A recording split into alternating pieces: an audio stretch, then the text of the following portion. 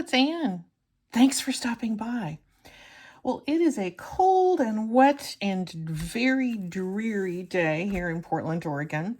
In other words, it's kind of a typical day for early November, and we actually love our gray and rainy days here. When it gets hot and dusty in the summer, we long for the days when it's just overcast and raining all day. But it is a great day to stay inside and craft. So that's what I would like to do with you right now. This is a quick and simple project, but I think it's one that might inspire a lot of ideas for you. I have a bag that I have simply labeled large focal images. And sometimes when I run across things that I don't like, a giant giraffe or a beautiful waterfall scene in a magazine or something in a book that is just a large focal image that could really dominate some sort of a journal element, I'll just save it. And in there, I had gotten a catalog from Knit Picks, which is, if you're a knitter, you probably know Knit Picks, and they have wonderful. They're based here in the Pacific Northwest. In fact, I have a friend that is a marketing executive with them, and I really like supporting Knit Picks for my knitting needs. But they have beautiful printed material for their catalogs and also on their websites. But I do like their catalogs, and I had cut out just these balls of yarn. This might have even been a year or more ago, to use in a collage or to paste down on a page or something. And I was going through those large focal images today, looking for something else, and I ran across these little balls of yarn intended, again, to be pasted down somewhere. I thought, why don't I use this as a journal card? Who says our journal cards have to be rectangular or even perfectly round? What if we made our journal cards any kind of shape that the image actually is? All we have to do is a little bit of fussy cutting. And if you're not familiar with the term fussy cutting, it's just taking your scissors and going around the edge of something and being a little bit fussy about it. I find it very relaxing. I love to do fussy cutting. Anyway, this one was in my bag of large focal images, and I thought it could be a card all by itself. It could. And I could go through my other catalogs or maybe some old calendars or other sources for large focal images and see if those might be interesting, unusually shaped journal cards as well. Because why would we not want to use, if we were a knitter or some sort of a crafter or just somebody that appreciated beautiful textiles, wouldn't it be great just to write on the back of this? So all I did was I just glued it onto a piece of heavy paper and cut it around it again. I mean, it honestly does not get any simpler than that. So we're going to make a few of those today because that just seems like a nice thing to do on this cold and rainy day here in Portland and perhaps wherever you are as well. So of course, being junk journalers, we want to fiddle a little bit, right? So this could be perfectly usable exactly how it is. But I was thinking maybe we make it look a little more junk journal-y. And let me move these things because we're going to be getting to them for potential cards as well. But let's dress this guy up just a little bit. I was thinking it might be nice to have some kind of just something very simple just to give it a little bit of an extra focal point. Maybe just a label. This is a label from Tina, and I like that. And maybe I'll pull in a piece of book page, maybe from over here, and just keep it very, very simple. Just a little something to sort of show that we made a little bit of an effort. Just ground that a tiny bit.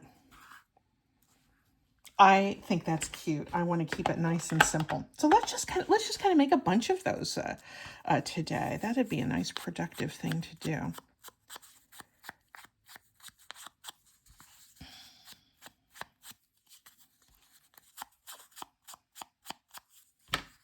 And the art glitter glue. Yeah, I love the idea of journaling in different shapes.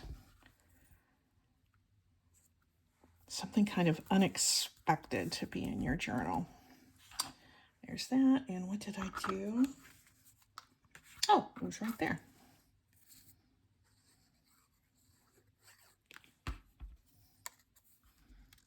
And you got that upside down. There we go.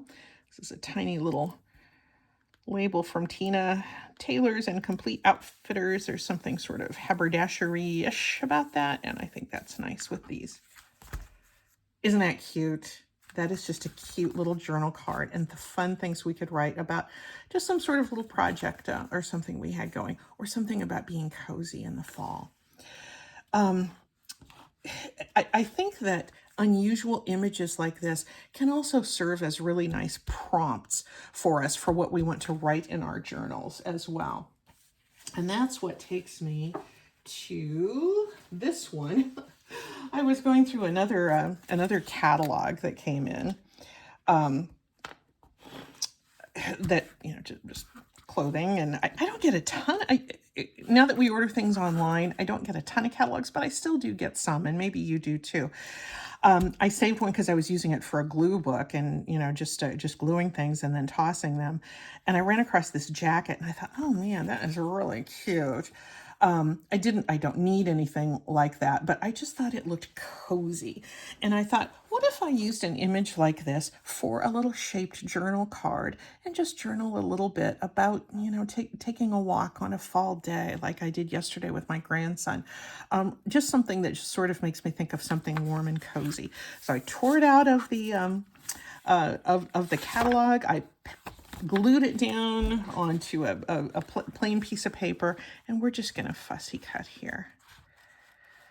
This is not the exciting stuff you might want to see, but I'm going to leave just a little bit of a bubble around the outside.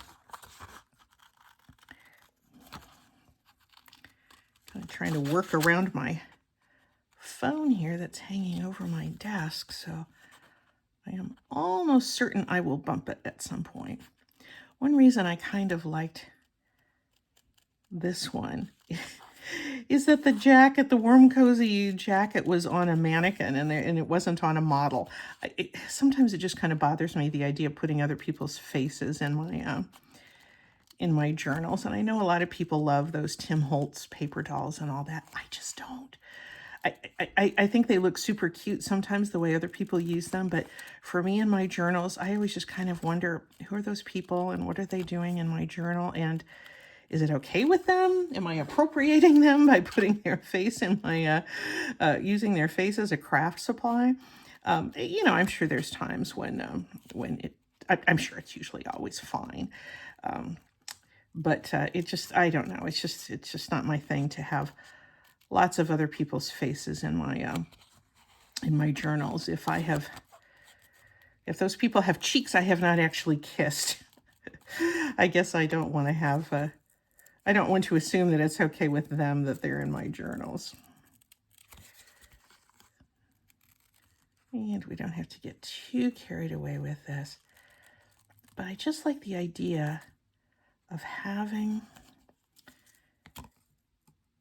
a little tub of these little specially shaped journal cards. And the image itself, again, you can spot those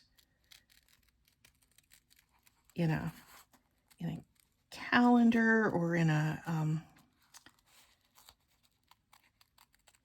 catalog or something, and it can just spark a journaling idea for you. Especially if we ink it up a little bit, because of course we're going to do that. Just to give it more of a vintage feel. And let's see, is there anything here? Maybe I'll go with one of my DIY labels. Is there anything here that looks appropriate?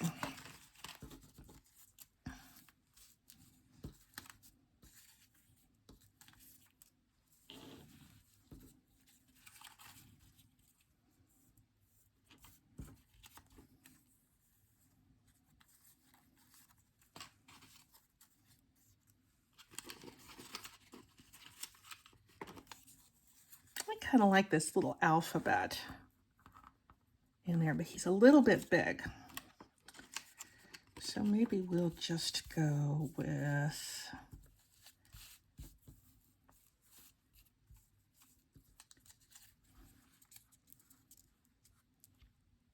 valence and electric charge. I don't know why. That just seems like a good idea to me.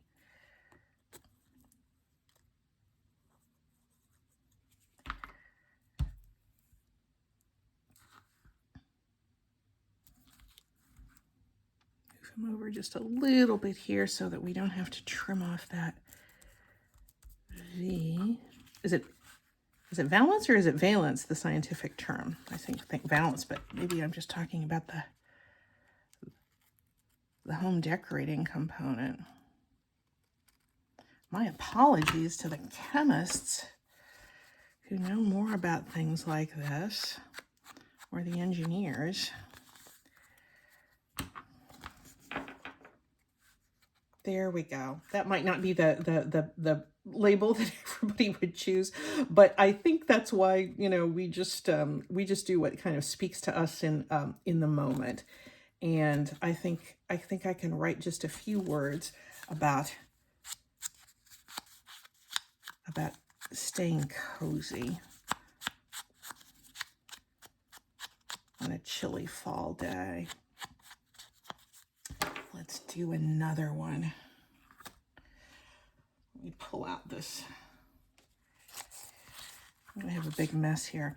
Garden catalogs, of course, are a wonderful source of large focal images. These, I kind of like that iris. And it's kind of, the image has a little bit of cutoff here with that advertising thing. You know what? Let's just go ahead and use it. I don't want to overthink this. I'm just having fun just doing them. Do I have enough space in this one?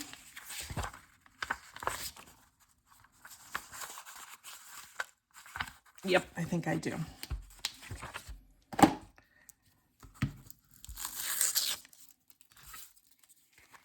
The old glue stick.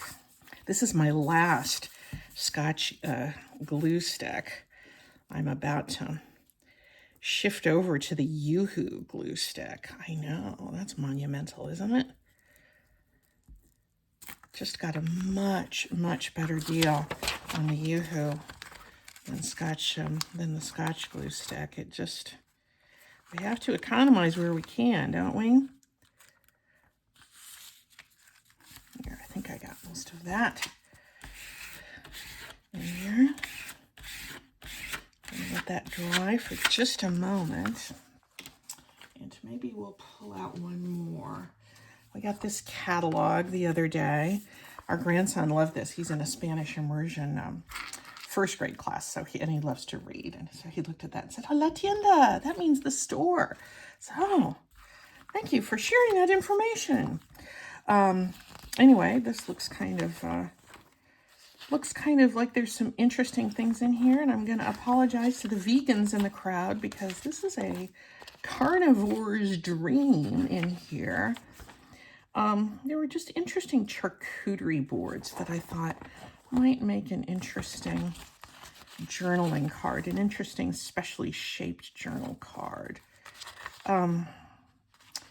That's kind of an interesting grilling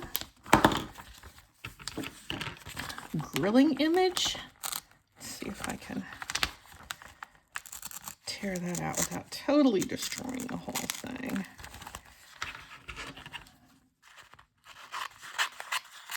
Not even a whole lot of fussy cutting that I have to do around that one, but that could go into some memories of summer, couldn't it? And let's see if I can find that bread again. That's not going to be quite as offensive if you're of the sort that avoids animal products.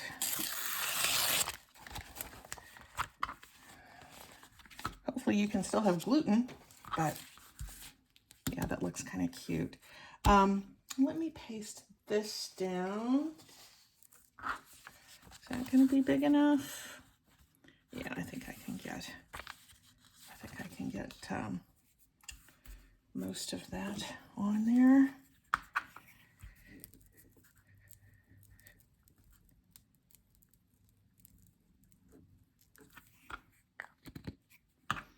And as you can see, these really could not be easier.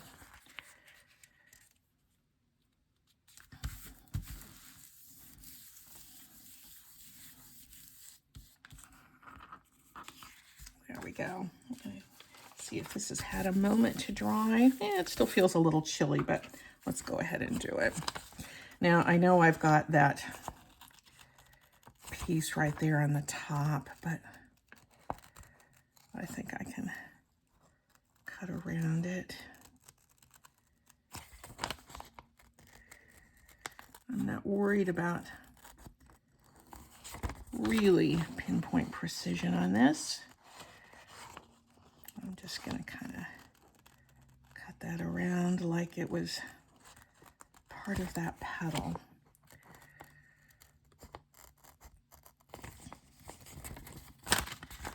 And this could be, if I was using this as a prompt, how nice this would be to talk about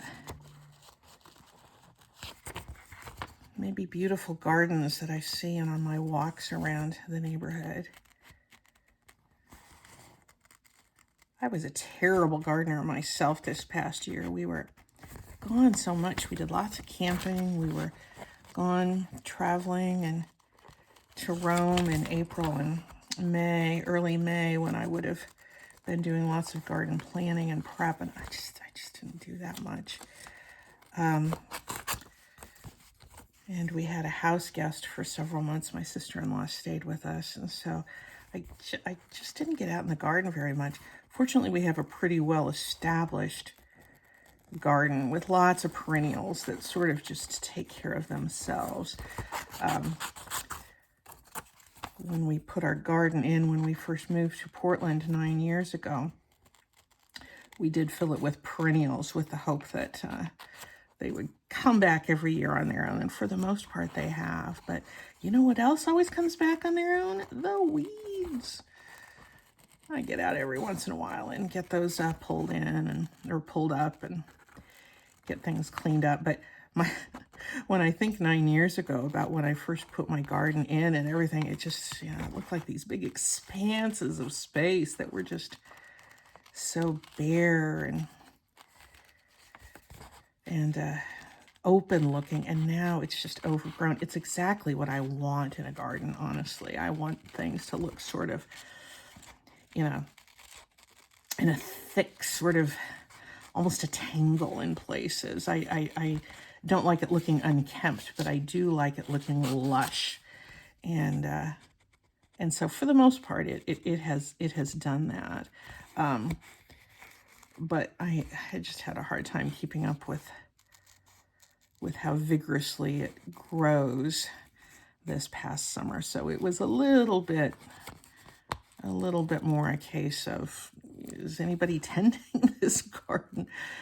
I got out, occasionally, but it was not, I was not ready for any kind of a garden tour to come through my house. I will tell you that.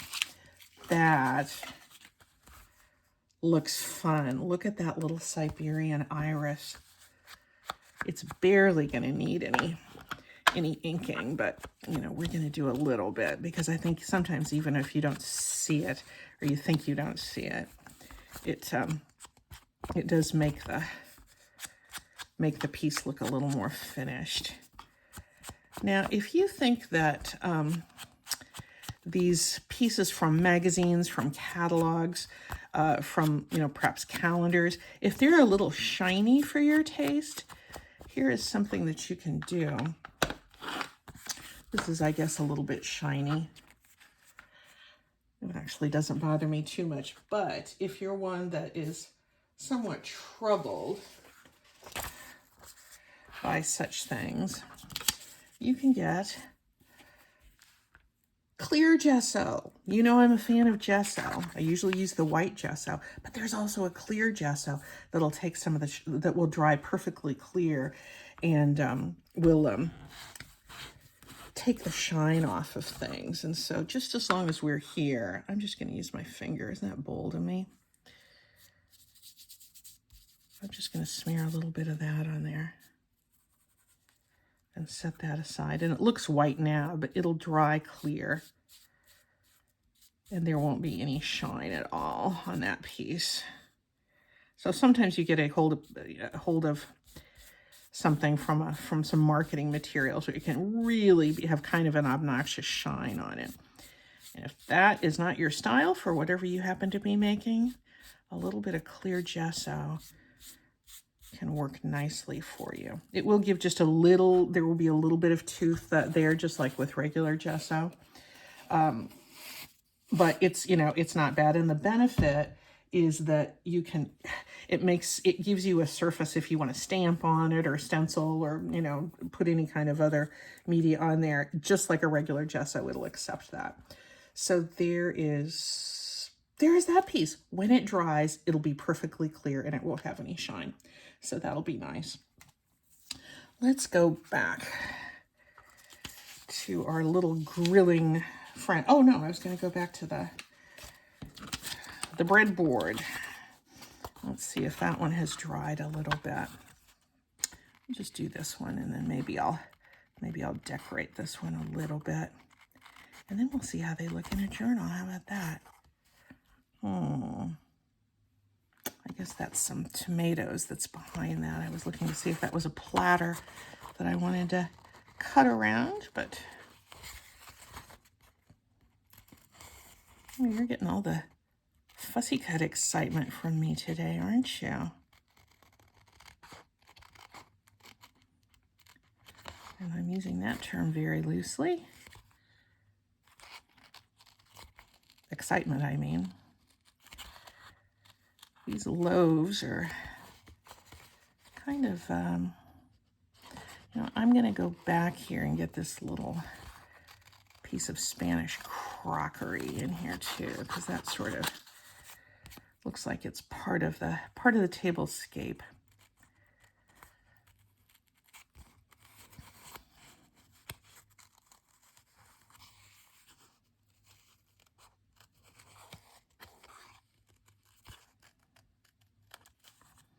And what might I write about on this little specially shaped journal card?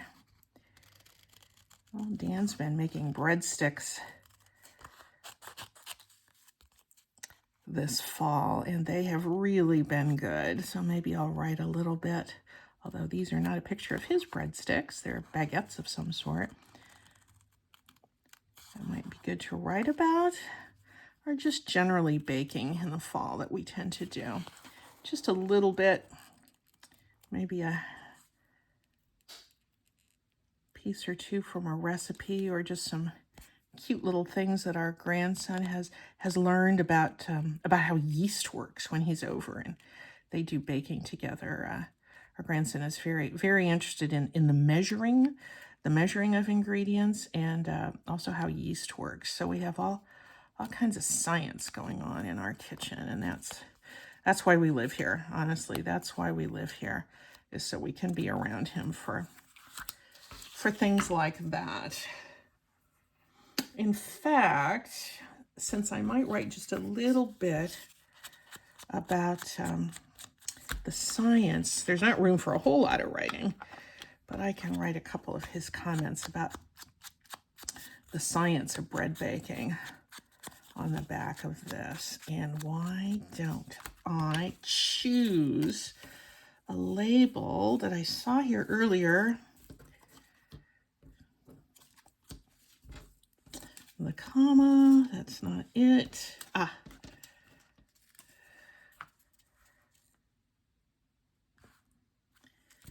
I have, there we go. That's the one I was looking for, this long skinny one.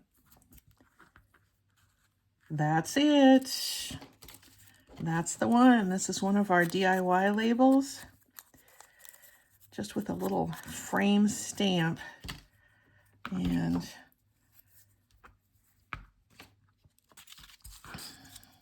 boy, I got a lot of use out of those labels. It's really fun to go through a book and just choose words you know you'll enjoy.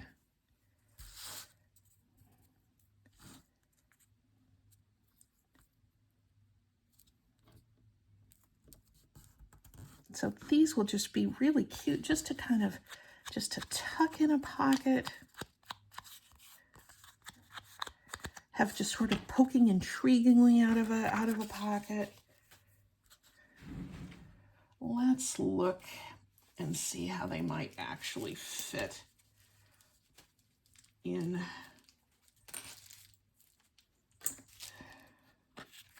Let me take one of the larger ones.